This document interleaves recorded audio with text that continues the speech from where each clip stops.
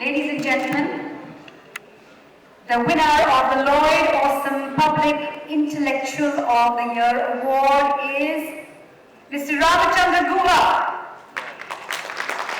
He is currently out of the country, but he sent us a lovely message. Here it is.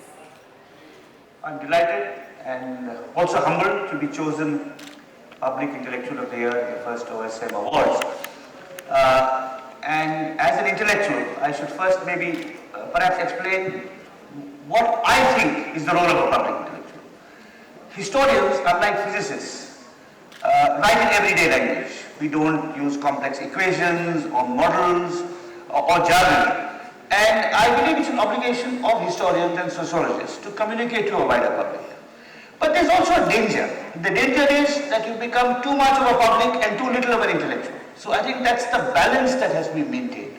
I write for newspapers. I recently taken to Twitter, which is probably what has prompted this surprising award that Outlook has bestowed on me.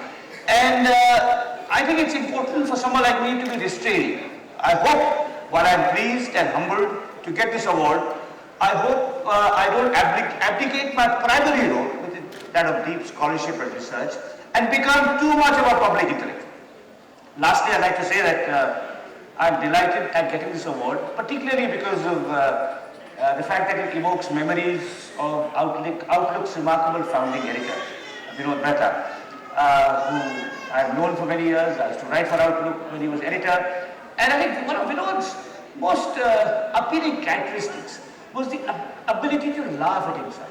I think the letters to editor column in Outlook was always orchestrated by Vinod himself. And the most abusive, vicious letters were printed in that column. And one of the few similarities that Vinod and I had was that we are both accused of being 10 Janpat bootlickers. You know, which is a strange thing because Vinod was happy to print those letters, and I'm accused of that every day on Twitter, even though I may have written at last count 343 articles attacking the dynasty. But I think if you don't have a sense of proportion, a sense of humor, and you don't have the ability to mock at yourself, I think you have a problem being a public intellectual. And in that respect, I take inspiration from the example of Vinod. And I think Vinod would have been,